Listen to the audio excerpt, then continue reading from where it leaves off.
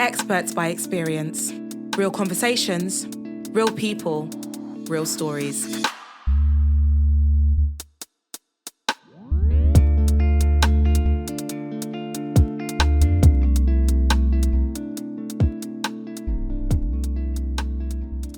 Hi everyone, welcome back to the Experts by Experience podcast. And today I have a wonderful guest with me. I've actually got here that this is somebody that has dedicated his work to empowering and providing opportunities for young people born out of his own personal experiences. So would you like to introduce yourself? Yeah, sure. Pleasure to be here. My name is Ryan Carty. My organization that I've set up with my family, is called the EYC Project. So that is specifically supporting 12 to 25-year-olds that are experiencing multiple disadvantage, and advocating for systems change. And then in my full-time role, I work for Westminster Council, on the Changing Futures program. So that is looking at 18 to 25-year-olds that are experiencing multiple disadvantage. Perfect. Thank you so much. That was so concise. I love that. So thank you so much for joining us, Ryan. And I think today we'll kind of get into the crux of what you do with EYC and with Westminster Council. So I think let's start with what you're doing currently. Like you told me that you're a specialist practitioner on the Changing Futures program with Westminster. So can you tell me a bit more about your role and kind of what challenges you see day to day with the young people that you work with? Yeah, do you know what? No day is the same as the last. I think there's such a variety of things that, you'll have to support. And with the young people being 18 to 25, um, there's still like a real, I guess, childness about like a lot of the young people that I work with, all the young people that I work with. But I guess in the eyes of the law, where, these young people have, become adults now, they are navigating systems that are quite challenging to kind of understand. And obviously, when you're trying to navigate systems, and you've experienced certain types of trauma related to multiple disadvantage, especially, it can be really difficult to kind of progress with your life. So what we do, we support these young people through compassionate mind training. So that's all about supporting, your I guess psychoeducation on your emotions and these types of things, um, and actually building a better relationship with yourself in order to kind of move forward, with like whatever areas you're struggling with. Yeah. That's really wonderful. And I saw that you're actually trained in compassionate mind training and solution focused therapy. Is that correct? Yeah. Yeah, And that just helps us, move the young people through the program to then be able to manage their life on their own. that's wonderful. That sounds really, really, supportive. And I noticed that this is something that you do in your permanent role, but something that you do on the side is the EYC um, interest company. So that's something that you established with your siblings, right? And I saw that between the three of you, you've all actually supported around 1,000 young people. I thought that was incredible. So I just wanted to know, what is EYC about? Like, how did it start, and what kind of impact are you making with EYC? Yeah, no, it's interesting because like, the work through the project has been happening a lot longer than, we've kind of realized, especially where we're all in different roles, but they're all like frontline sort of supportive roles. So um yeah, with that, like there's psychotherapy, criminal justice type roles, and then obviously my role is very much like education, youth work based. Um, but yeah, it can be a variety of things that we do. So we've got like a long-term program that is embedded at a semi-professional football club I used to teach at, called Car Short and Athletic, and that is all about supporting the young people with their education journey, but having a successful transition into future life. These programs, quite often people just think that young people go there and yeah, they're gonna play football for the rest of their life and whatever. And this is professionals and young people, but actually, a lot of young people aren't gonna make it. Yeah, Uh, it's true.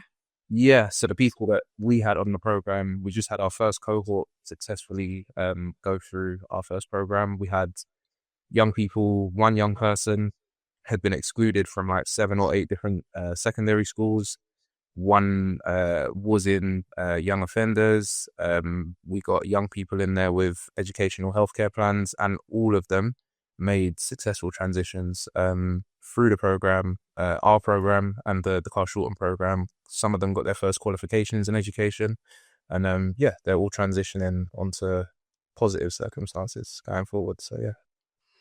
It's wonderful. Are there any other like avenues that EYC usually like help young people navigate as well? Yeah, so we do talks, so guest talks, and that could come in the form of like school assemblies to young people. That could come in the form of talking to professionals about like lived experiences, but also kind of, I guess, checking and challenging their own practice and like systems in order to support young people better. And yeah, we've done that with like senior leaders in trusts before. We've done that with staff across trusts, so maybe across like 5 or 6 different schools, about 300 to 400 staff were in one talk one time, and yeah, just kind of delivered to those professionals to really get them to think about their practice when they're supporting young people. And then like on an individual level, we will provide, I guess, support in the form of advocacy for young people and families when they don't really know what's going on within the system and the information that's being communicated to them. Um, and the last thing, which is a bit unique, I guess, is supporting other organizations with like their own ideas and kind of bringing that to life and then getting them to sort of, yeah, go and deliver that. Yeah. Yeah. That's awesome. Do you know what? In everything that you've mentioned, I'm kind of hearing the same themes of like supporting young people, navigation, like intervention, being there during those difficult times. So I'm kind of wondering, like, where does that all stem from? Is it more of, not only is it professional, but is it from like personal experience? Can you tell us a bit more about your own journey to kind of get into this place where you do want to be there for young people and constantly, help young people and serve as that, saving grace, if anything? Yeah, I think obviously there's a lot of people that I've grown up with that they've had like quite challenging circumstances, family, friends, and now obviously working with those young people, and I'm not too far removed from that. Now, I think one thing that a lot of people kind of forget is their level of privilege sometimes. I think I was very privileged, or I am very privileged to have the support that I had from my mum as a young person. Our relationship was very rocky at different times, but she remained consistent in being able to support me at different points on my journey as a child and a young adult. And I definitely know if she wasn't present, I would have also kind of been swallowed up by whatever area of multiple disadvantage I was experiencing at the time. So whether it's like my mental health might not have been great at one point, and then that impacted my tenancy for when I was living alone, almost made myself homeless. And that wouldn't have been the first time. Like, we experienced family homelessness when I was a lot younger, and again, mum was the person that kind of, I guess, held the family together. I think, yeah, privilege in one hand. I understand that. Yeah, I'm really privileged to kind of have mum as like a consistent form of support. But one thing that we've spoken about quite often is where she had her difficulties as well and had to kind of hold the family. She didn't really get an opportunity to like progress in terms of qualifications, jobs. There's a lot of things that went on in the house in the form of like domestic abuse, for now, how I understand it. So yeah, there was a lot of control within the household. So obviously from that and being where we are now, I recognize that if I can kind of step in and support others with being able to move forward and make professionals aware of like the importance of their role when trying to help others move forward. Yeah, I guess we can be those consistent figures for young people. Yeah, for sure. For sure. Thank you so much for sharing that. I know, especially growing up in an environment where there might be, ACEs, adverse childhood experiences, it can either make or break you for sure. And it kind of sounds like what you're doing here is that you're being the change that you want to see in the world and kind of echoing the support that your mother gave you throughout. So you have mentioned even in our previous conversations that you know that your mum's been that rock and that pillar. So I actually read somewhere that the company's name is it named after her or what, can you tell us more about that, please? So yeah, it's do you know what? I feel like when people go through um I guess adversity, it takes you to a point of like really thinking deeply about things in it. And I Yeah. think like for this project specifically, like I want it to be something that impacts generations, like continues to impact generations from for as long as it can.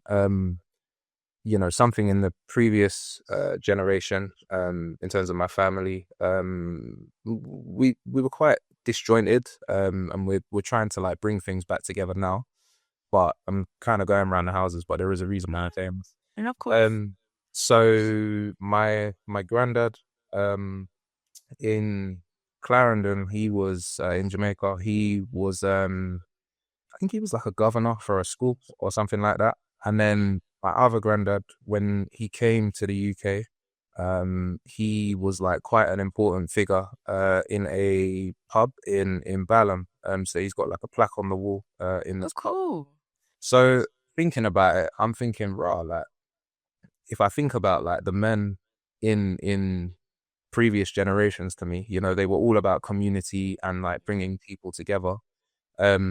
So putting the dots together through different ways with my family, I kind of thought, well, mum's been the consistent person that's kind of helped and supported. We have a huge community of people that we've supported, whether it's like siblings, also like I've got family friends that are involved with the project now. Um, so yeah, we got a huge like community that we've kind of supported. We just need to like document it a little bit more officially. And I guess that's where the name kind of came from, because without the support of my mum, I definitely know that I wouldn't be here right now. Like I can say that 100%. I'd be in one place or another, but I wouldn't be, as I guess stable as I am now. Yeah. Um, and maybe the same is true for my siblings as well.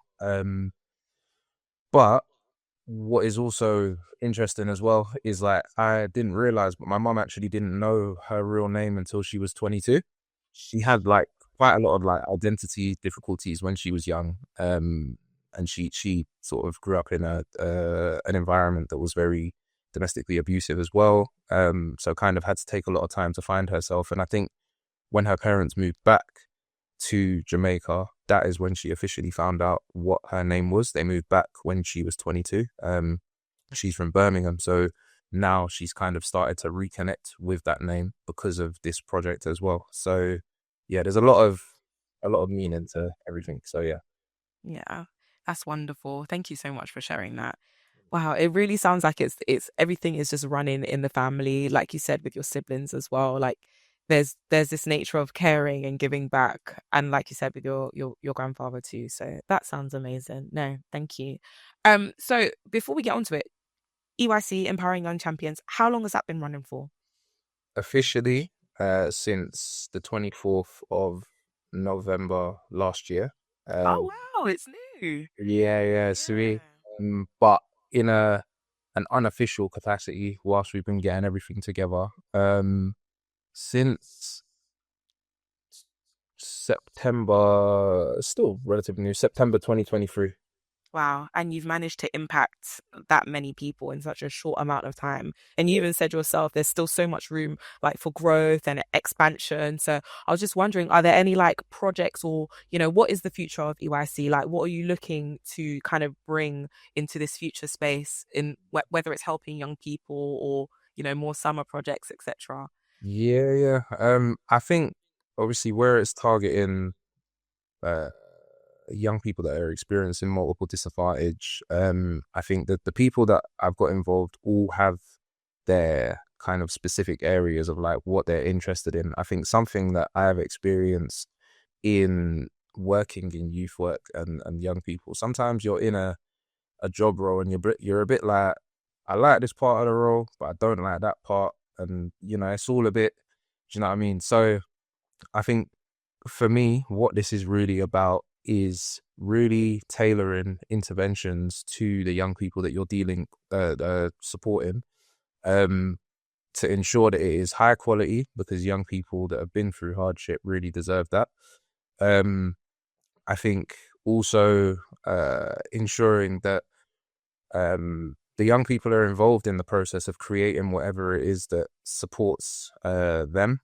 So for each program that we've put together, we're about to start a girls program for 13 to 16-year-olds that are experiencing obviously life transitions at that stage.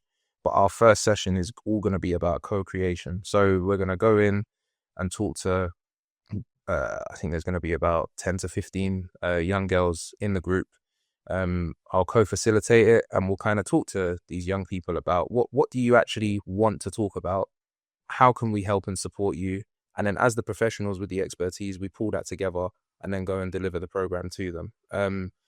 So yeah, there's so many different areas. We've got the girls program, the transitions in sport program that we're putting together, obviously the long-term program with Carl Shorten, a program that is being developed, hopefully we'll deliver it next year with University of Kent.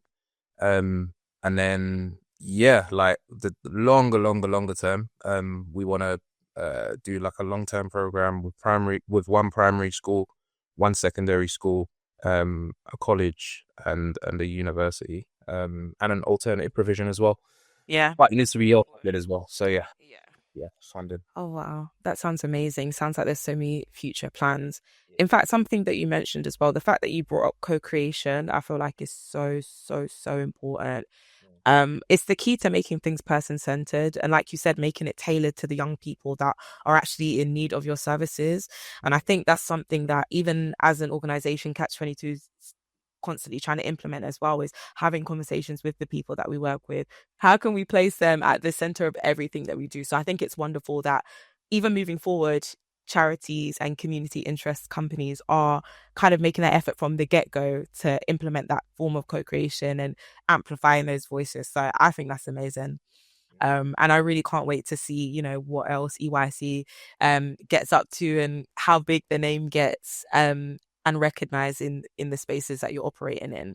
So I think the last question I do want to ask you, throughout this conversation, you kind of highlighted how you've managed to turn so much hardship, difficulties within your family and personal experiences, you know, and how much your mother's presence has been such a helpful force in allowing you to live the life that you live today. I want you to kind of share a message to anyone listening, any young person, any young adult who kind of feels let down or labeled by the system, marginalized, pushed aside. What do you want them to take away from your story or what EYC is doing? I think you know what, yeah, there's a lot of people or things that sort of come to mind when asked a question like this, because like even just in the past week, I think I've been asked to write 3 supporting letters for young people that are currently going through, trials, and yeah, like family members are currently going through trials, and yeah, there's a lot going on. But I think um if there was one message, I think it's a message of hope, and it's quite difficult to hold on to hope. I know that, like, yeah, you can ultimately feel quite hopeless when you feel quite failed by the system or like the individuals around you. But I think being able to hold on to hope and kind of utilize, even if it's just one good professional or person that you've got around you that can kind of help progress things with life. Just hold on to them. I remember when I was really struggling at college, for instance, and the person that I'd say really like changed my trajectory in terms of believing that I can do something was a learning support mentor. She probably doesn't even know my name or that I exist now. I only How spent much of an 2 hours impact? with her. Yeah, Yeah. I like literally I spent 2 hours with her, and then I was like, "Right, I can go uni. I can get away from the ends. I don't need to be around these type of people anymore. When I go, like, if I had to move back to London, blah blah blah blah blah blah." And obviously, that's a little bit different to being in custody or whatever. But I guess what I'm saying is like there are good people out there. So just try and hang on to those people, and yeah, just help use them to kind of better your life and progress forward with things. That's amazing. Thank you so much. You know, it's funny that you say that because even in my background of teaching as well, you never realize how much of an impact you're making on some of these Mm. students or young people. Like you think you're just doing your job, going about your day, fulfilling things. And, you know, 5 years later, you might have someone come to you and be like, oh my gosh, I remember you. Like, same for us as well. I think all of us that probably went to school, there's somebody that we still have in our minds that took a chance on us. So, yeah, I think that's great advice for sure. So before we bring this to a close, how can we find out about EYC? Yeah, sure. So we've got obviously our website set up, so www.eycproject.org, and then on socials, which I'm currently trying to get better at. But yeah, TikTok, Insta, EYC.project, and then yeah, we'll be sharing a lot more as time goes on those platforms, and LinkedIn as well. LinkedIn, yeah, you can't We're forget getting more LinkedIn. for the professionals too. So yeah. Thank you so much. So if I was a young person, could I just like message you, like email Yeah. from the website? Yeah. So we've got like our email on the website as well. So that's admin at eycproject.org. And then one thing that is like somewhat unique about the program as well is that there is a sort of direct line that we can communicate through as well. So yeah, the number is 07415440833. So if you do need like help and support and professionals as well, then yeah, just get in touch. Perfect. You heard it from here first. Okay, I think that's a wrap. Thank you so much, Ryan, for joining us. I thought that conversation was really beautiful, and thank you for showing us that, you know, no matter what background you come from, you can always be the change that you want to see in the world, I guess. So yeah, I think thank you everyone for listening and tune in next time.